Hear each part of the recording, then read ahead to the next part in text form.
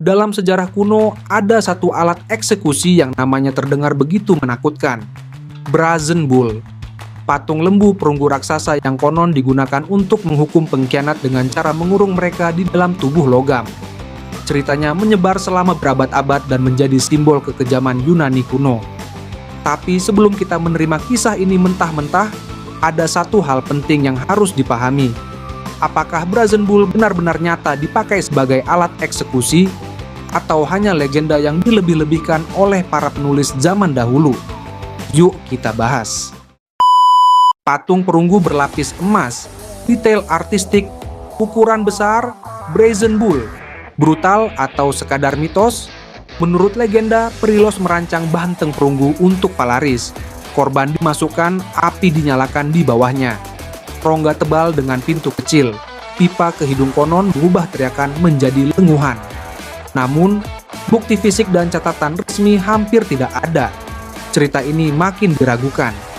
Ketenarannya tumbuh lewat penulis kuno, drama, ilustrasi museum, hingga internet. Visualnya terlalu ikonik untuk dilupakan. Fakta modern, arkeolog belum menemukan sisa asli, bahkan serpihan kecil pun tidak. Kisahnya bersumber dari penulis kuno yang suka melebih-lebihkan demi efek dramatis. Jangan telan mentah-mentah legenda. Museum pun mengakui, replika hanyalah interpretasi dari teks lama, bukan bukti sejarah yang pasti.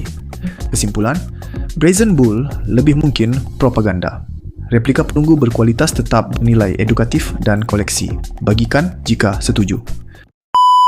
Kini jelas bahwa Brazen Bull lebih cocok disebut legenda gelap daripada alat eksekusi asli, tanpa bukti nyata dan dengan catatan sejarah yang saling bertentangan. Cerita tentang lembu perunggu ini kemungkinan besar berkembang dari imajinasi penulis kuno.